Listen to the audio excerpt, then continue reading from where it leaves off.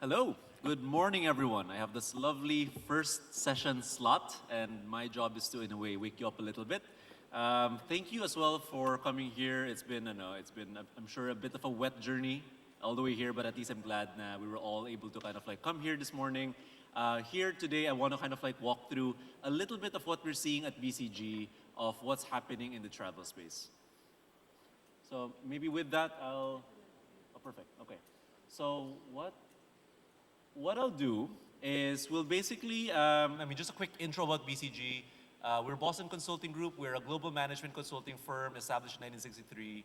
We've been doing a ton of travel and tourism work over the past few years, covering all parts of the travel industry space from airline to the hotels and others. We're wholly committed to the Philippines. We've been in the market for a decade plus, and we're delighted to kind of like share a bit of our perspective of the global travel space as well as what's happening locally. So 3 things we'll cover today. First, we'll kind of like walk through a little bit about the global tourism, what's happening, what do we expect. Second is we'll give you an outlook of of international tourism for the Philippines. And finally, third is we'll give you a bit of a preview of what we're thinking about the domestic tourism for the country.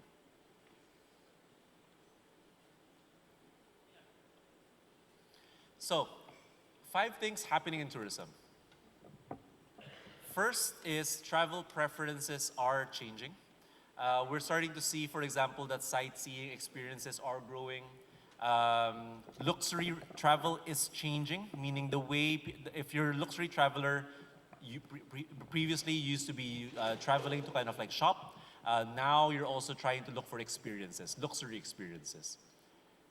The origin markets are shifting, and you're probably seeing this in how you're seeing some of the profile of your guests today. Origin markets are basically shifting towards other markets, and I think in the Philippines this also has quite a few repercussions. Third is that destinations. More tourists are basically going for more exotic places because they do want those experiences, and they're looking for new things to do. Fourth is as the world is being a little bit more chaotic, more disruptive, travelers are looking at places that they could feel safe. So travel concerns are real, and basically the call is for industry to kind of like address a lot of like these issues. And finally, last is accessibility is really, really important. Visa requirements are becoming kind of like the new war for different countries to kind of like attract tourism to their respective markets. So let's go into overall what we're expecting. I think in the medium term, we are expecting to see growth in air travel. So this is a global view, and of course there's upside, downside kind of like scenarios. But overall, we at BCG, we're still optimistic. I know it's been, in a way, I like the title of this conference is about the long game, and we think that overall tourism is going to continue growing in the short and medium term. Preference for sightseeing is becoming real, so global consumers are increasingly willing to travel, and many prefer to seek new destinations. And what you're seeing on the slide is basically how different generations of society globally are looking at on their attitude on overall future travel. So what you're seeing is basically, especially for millennials and Gen Zs, if you look at the second and the third chart, they're really there to spend more holidays now than ever before, and they prefer looking for new destinations, really increasingly trying to find new exotic places to go to. We're starting to see this globally. We're starting to see this in Asia Pacific. So places, especially from the Western perspective, people want to go to Asia because it's kind of like a more interesting kind of experience that they could share back to with friends and family. So places, of course, like Palawan in the Philippines, but also other places in Southeast Asia and Asia Pacific, like Tokyo, KL, Bali, Sapa. Like these are kind of like new kind of like destinations that we're seeing an increase in overall interest among travelers when we look at the data, when we look at like where people are searching for, what people are searching for, and where people are traveling to. When you talk about luxury travel, Previously, when you think about, ask people, like people want to travel because they want to go shopping. They want to spend money, they want to buy luxury products. You're starting to see that shift in the past couple of years, especially, for example, from China. Chinese travelers, Chinese luxury travelers are no longer trying to kind of like go for or spending their money on goods. They're starting to spend money more on experiences. And when I say experiences, it's both the commute as well as the destination.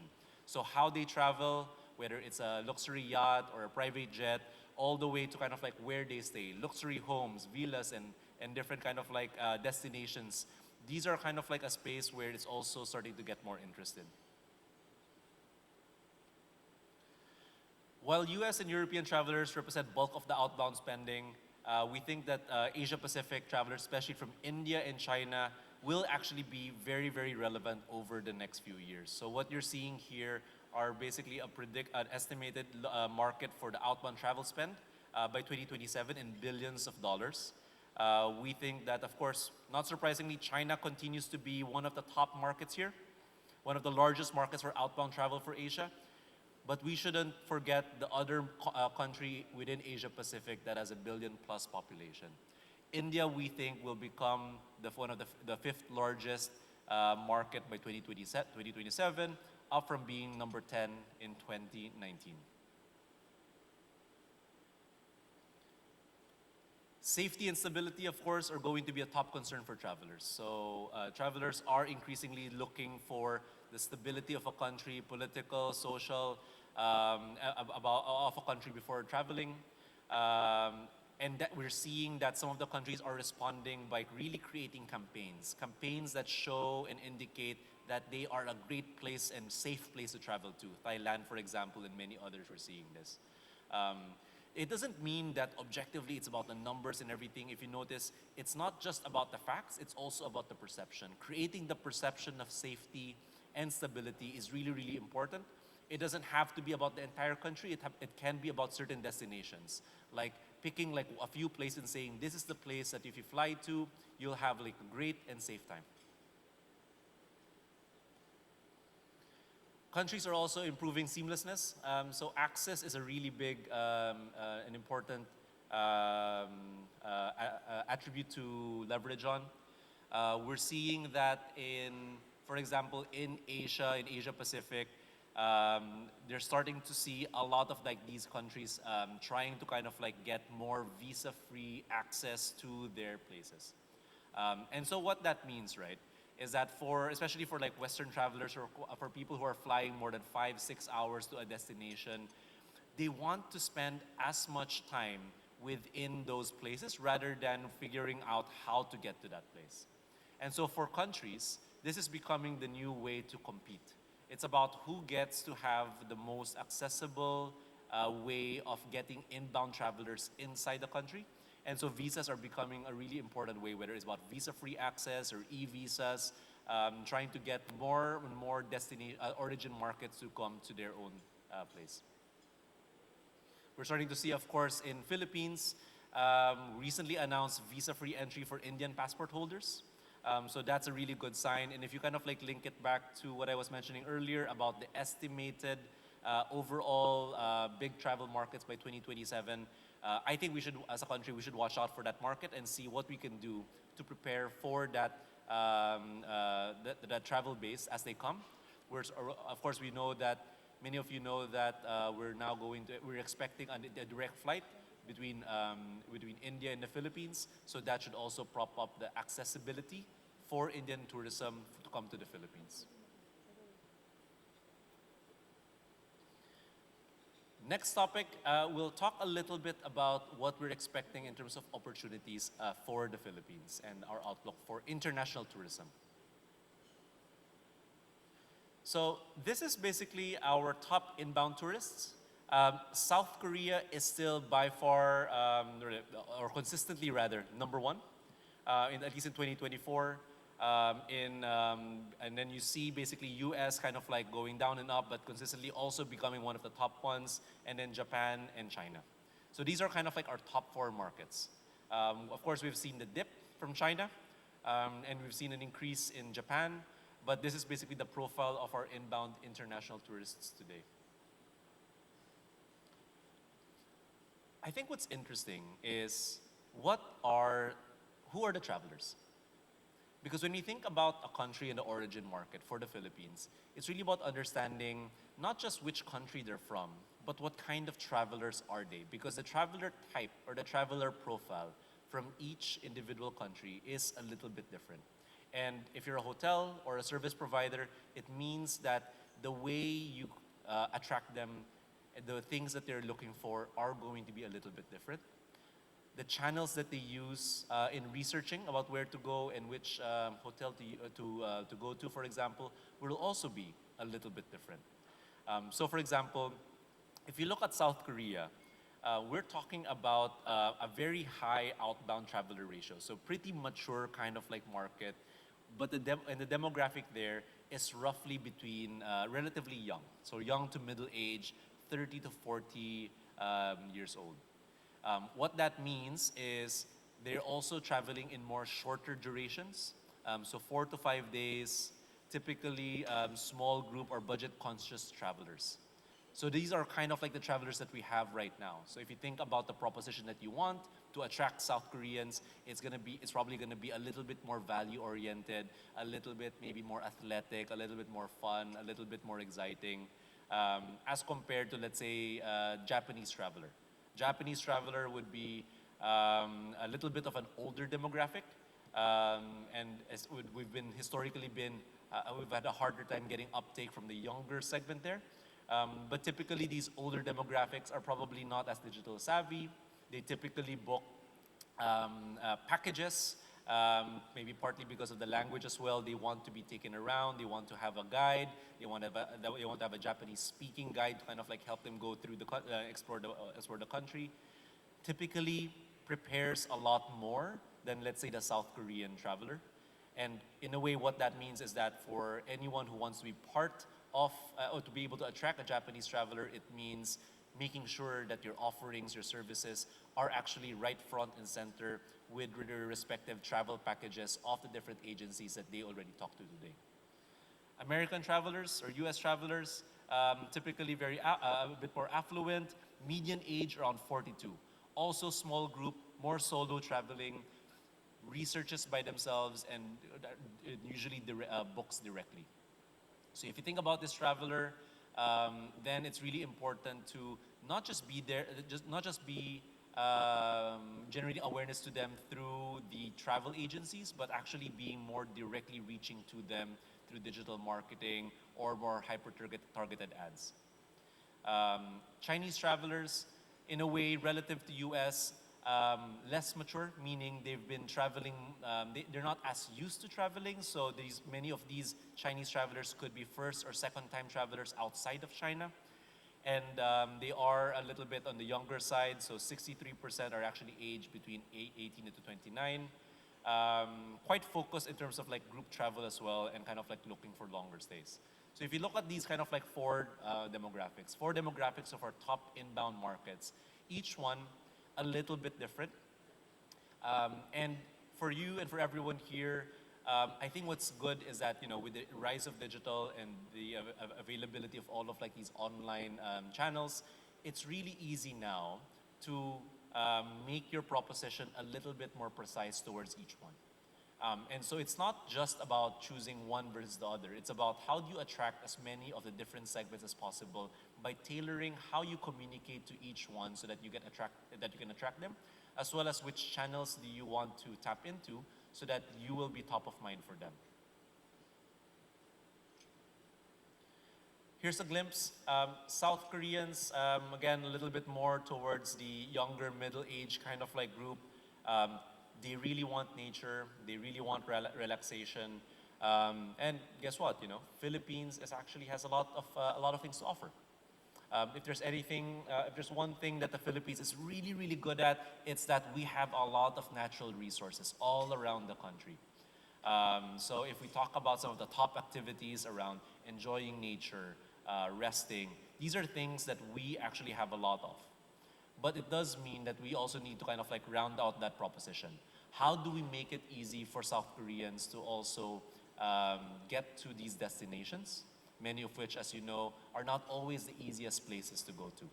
So how do you, as either as a group or as an individual kind of like business, how do you create that accessibility to your respective destinations?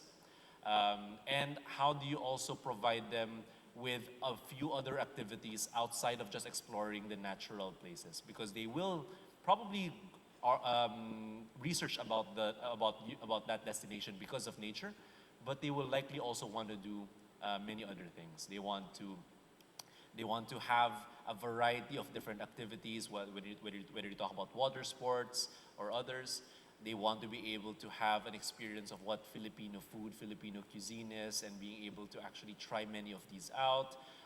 They might want to actually also have a massage, get some, go to a party. Like being able to create an ecosystem of different activities that people can do within your destination is going to be important on top of just building up accessibility towards the destination that you guys have.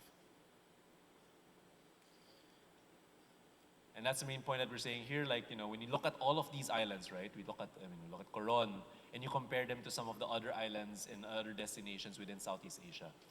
A lot of these places are beautiful. But in Southeast Asia, we also have a lot of other beautiful places.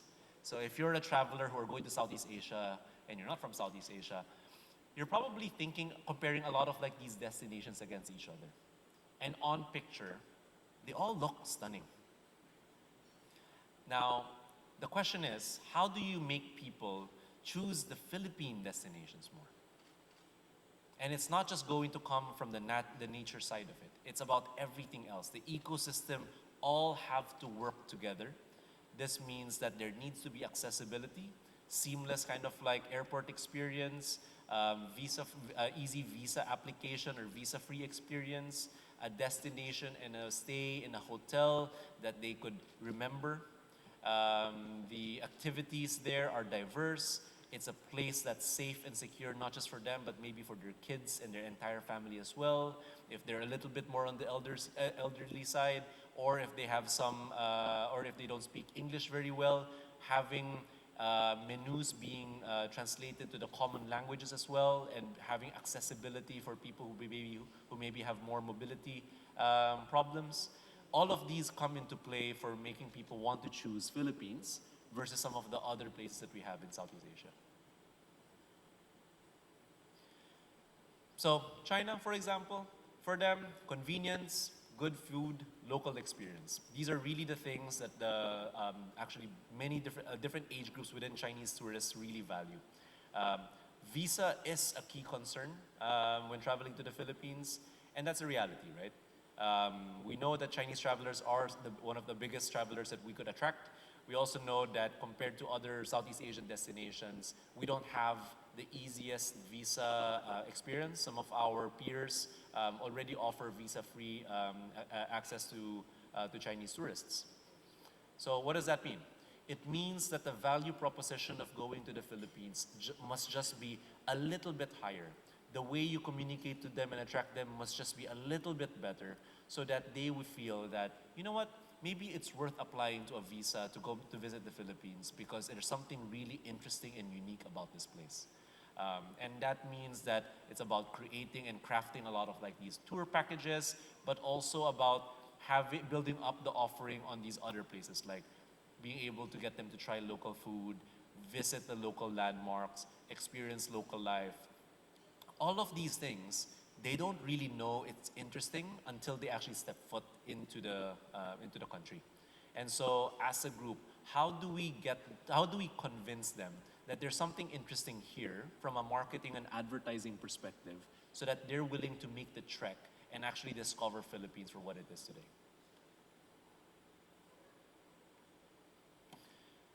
So I'm going to share a little bit of shift gears a little bit to the domestic side now. So what you're seeing is going to be a preview. So we at BCG, we do a lot of like these national surveys in the Philippines. We did a survey last year for Filipino consumers where we asked them like what their top dream is. We just released a report around MSMEs. We have a survey in field right now, or just wrapped up the field work. And it's now being processed. So you guys are going to be one of the first people to see a a report that we're making that answers one question, which is how are how do Filipino families decide on where to travel? So this is a survey that just finished, or at least the fieldwork finished just last month. 1,500 Filipinos, nationally representative. This is really about not just talking about the consumers, but about the family. And so we were asking questions about the family. How do you decide to go here as a family? Who decides to go here as a family? What's important for you as a family? What kind of family do you have? Are you a nuclear kind of a small family? Are you kind of like dual income, no kids? Are you an extended family where you have 3 generations living in the same house? We were basically exploring all of these questions because we believe that many decisions are actually done as a group rather than as an individual, and tourism is actually one of the top ones. So what we have essentially is, if you look at different categories and how Filipino consumers spend, and you kind of like look at, and you ask Filipino families like, how many people decide or how many people are involved in making a decision or a purchase? You have one side at the very end on the right-hand side where, let's say, hardware shopping, you have mostly like one person making that decision. Typically, it's a dad. That's what they say anyway, which is not surprising. But when you look at tourism or travel, you have it on the far left. And what that means is typically a lot of people are involved in this decision. It's not just one person within the household. It's usually sometimes the kids, sometimes the grandparents. The most common is that the mom is the one who is making the most final decision on where to go. But usually it's a group discussion. And so what that means, right, is that when you're appealing to people and trying to sway them where to go, you need to kind of like reach the entire family. Or you need to kind of like create a proposition that whoever sees your ad thinks that, you know what, I think my family would like this. I think my wife would like this.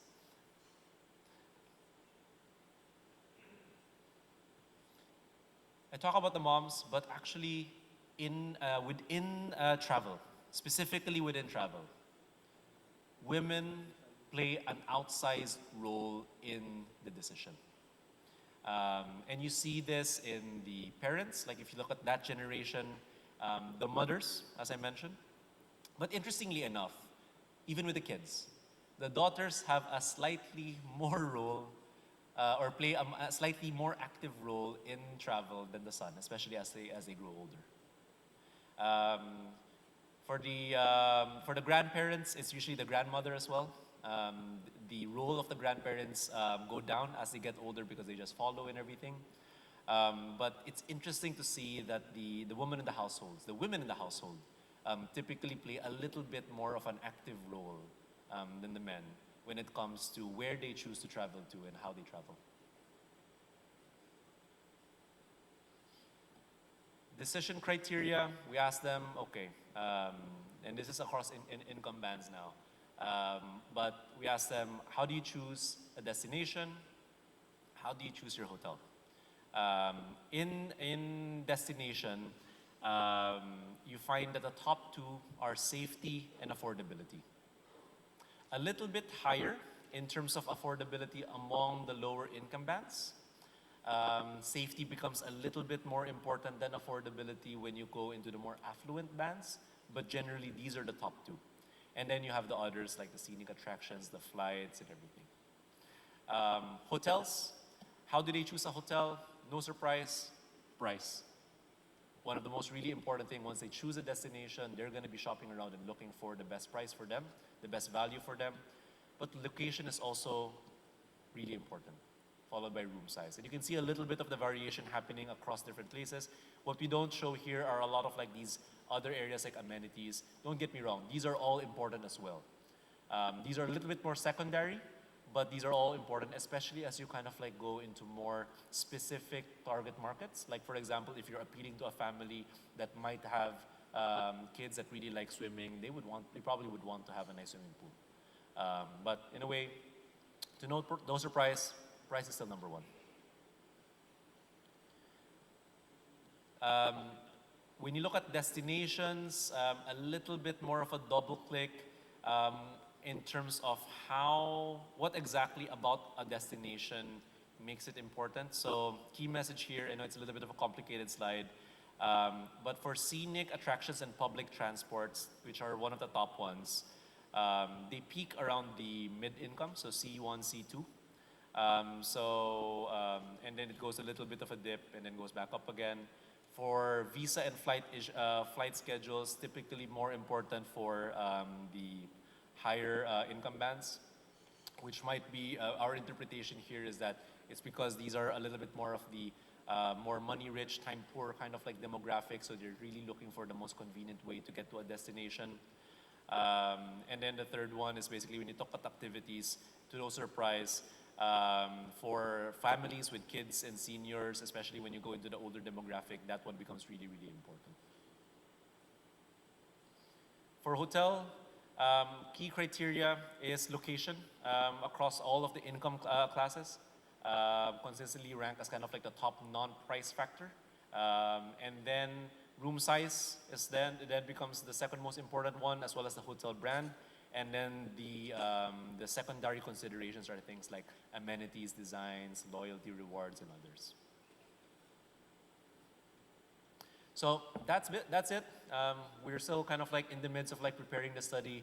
If we're probably gonna release the study in like maybe a month or something. So if you wanna kind of like stay up to date, feel free to follow any of us, 3 people that are going to be the first to post on LinkedIn. That's myself, Anthony, who leads the Manila office, and then Lance, who also co-authored the report.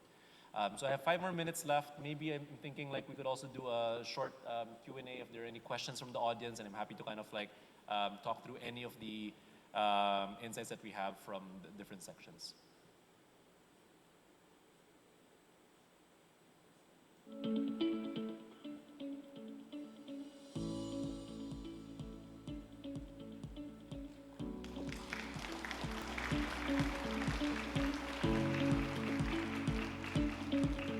Thank you, Julian. Up next, understanding tomorrow's travelers.